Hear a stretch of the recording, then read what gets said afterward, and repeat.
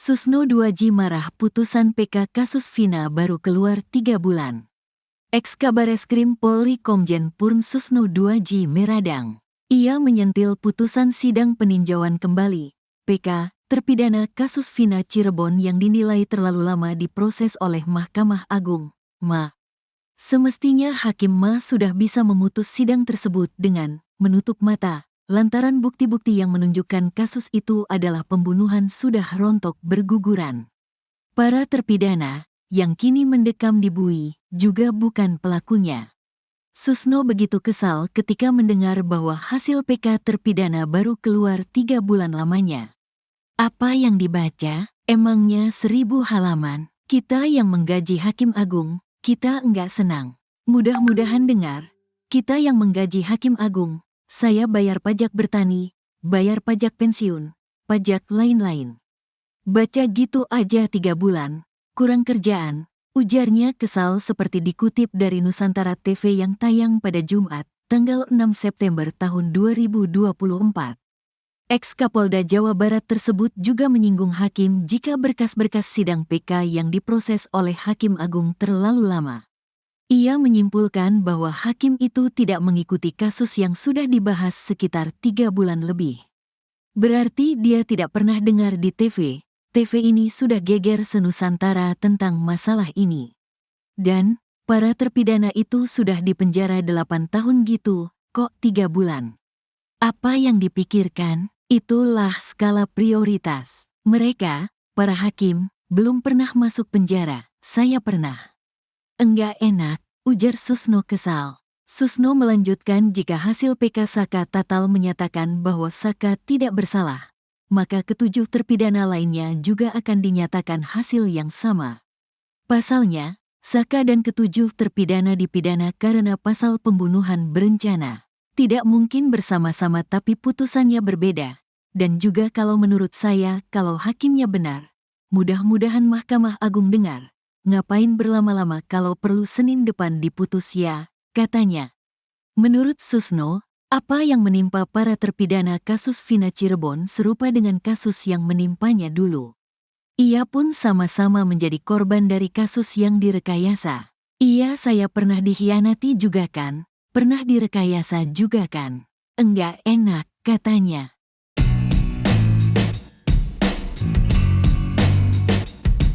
Perlakuan istimewa didapatkan Sudirman, terpidana kasus Vina setelah dikembalikan ke Lapas Kelas 1 Cirebon, pada Kamis, 5 September 2024. Sudirman kini dalam penjagaan penuh dari LPSK setelah permohonannya disetujui. Artinya, selain dijaga petugas lapas, Sudirman juga dijaga selama 25 jam oleh petugas LPSK di dalam penjara. Ini berbeda dengan 6 terpidana kasus Vina lainnya yang mendapatkan perlindungan fisik. Namun ketika di lapas hanya berupa pemantauan saja. Tak hanya penjagaan, LPSK juga siap memberikan bantuan psikologis kepada Sudirman. Kami pastikan Sudirman sudah dalam perlindungan LPSK, yang sisinya kami memberikan bantuan psikologis dan pengawasan, ucap Wakil Ketua LPSK, Sri Suparyati dalam wawancara di Lapas Cirebon pada Kamis, 5 September 2024. Dikatakan Sri Suparyati, meskipun Sudirman dalam kondisi fisik yang sehat, perlu dilakukan pemeriksaan medis lebih lanjut.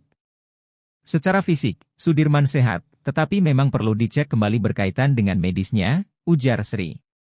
LPSK juga berkoordinasi dengan lapas untuk mengawal Sudirman dalam proses persidangan peninjauan kembali yang akan diajukan. Menurut Sri, perlindungan ini penting mengingat kondisi mental Sudirman yang dapat mempengaruhi keterangannya.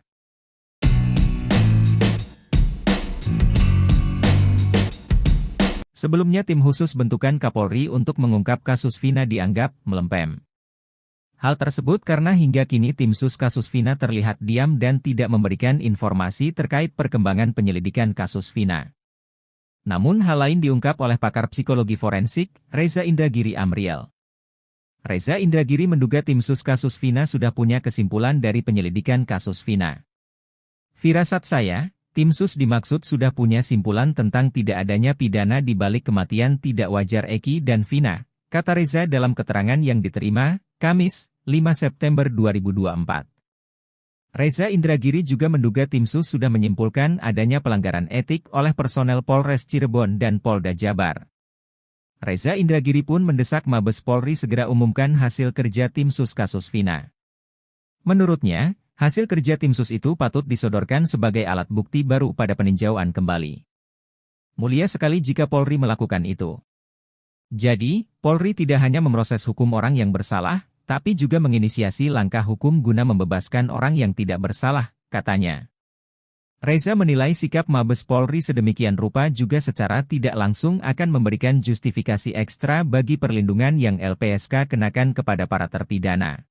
Lembaga Perlindungan Saksi dan Korban memberikan perlindungan kepada 7 terpidana kasus Vina Cirebon. Ketujuh terpidana itu bernama Jaya, Supriyanto, Eko Ramadhani, Eka Sandi, Hadi Saputra, Rivaldi Aditya Wardana, dan Sudirman. Pakar Hukum Pidana Universitas Trisakti, Asmi Syahputra menduga pemberian perlindungan terhadap ketujuh terpidana, karena LPSK juga ragu bahwa mereka merupakan pelaku sebenarnya.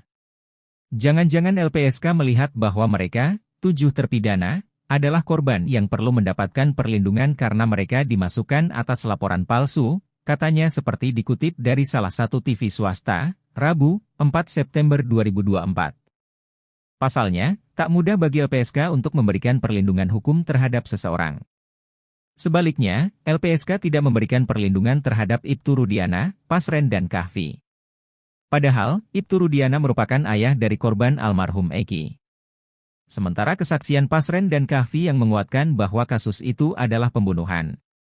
Namun, LPSK menolak untuk memberikan perlindungan bagi mereka. Hal itu sempat diungkapkan oleh pengacara Saka Tatal, Edwin Partogi Pasaribu.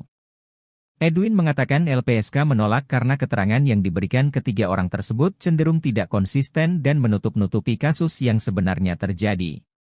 Mereka memberikan keterangan atau informasi tidak konsisten, berubah-berubah normatif dan cenderung menutupi informasi yang berkaitan dengan peristiwa, ujar Edwin seperti dikutip dari program salah satu TV swasta yang tayang pada Kamis, 25 Juli 2024. Alasan Lembaga Perlindungan Saksi dan Korban, LPSK, memberikan perlindungan kepada 7 terpidana kasus Vina Cirebon terkuat. Ketujuh terpidana itu bernama Jaya, Supriyanto, Eko Ramadhani, Eka Sandi, Hadi Saputra, Rivaldi Aditya Wardana, dan Sudirman. Pakar Hukum Pidana Universitas Trisakti, Asmi Syahputra menduga pemberian perlindungan terhadap ketujuh terpidana oleh LPSK pada tanggal 2 September 2024 silam karena LPSK sebenarnya juga ragu bahwa ketujuh terpidana merupakan pelaku sebenarnya. Pasalnya, tak mudah bagi LPSK untuk memberikan perlindungan hukum terhadap seseorang. Pemberian perlindungan terhadap 7 terpidana oleh LPSK menjadi sinyal yang seharusnya ditangkap oleh Majelis Hakim nanti di Mahkamah Agung. Sebaliknya, LPSK tidak memberikan perlindungan terhadap Ibtu Rudiana, Pasren dan Kahfi. Padahal, Ibtu Rudiana merupakan ayah dari korban almarhum Eki. Sementara kesaksian Pasren dan Kahfi yang menguatkan bahwa kasus itu adalah pembunuhan. Namun, LPSK menolak untuk memberikan perlindungan bagi mereka. Hal itu sempat diungkapkan oleh pengacara Saka Tatal, Edwin Partogi Pasaribu. Edwin mengatakan LPSK menolak karena keterangan yang diberikan ketiga orang tersebut cenderung tidak konsisten dan menutup-nutupi kasus yang sebenarnya terjadi. Pengacara Saka Tatal lainnya, Farhad Abbas menambahkan penolakan LPSK terhadap ketiga orang tersebut karena dinilai memberikan keterangan yang bohong. Justru Farhad melihat saat ini kliennya, Saka Tatal, dibela oleh Polri dan LPSK.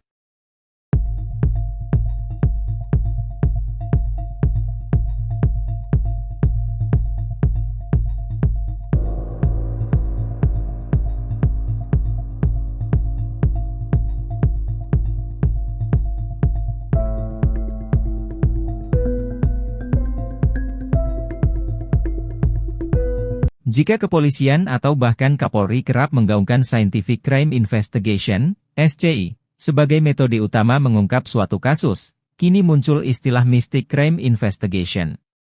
Istilah tersebut dimunculkan Ketua Umum Perhimpunan Advokat Indonesia, Peradi, Oto Hasibuan ketika membela 6 terpidana kasus Vina Cirebon di sidang peninjauan kembali, PK, di Pengadilan Negeri Kota Cirebon, Rabu, 4 September 2024.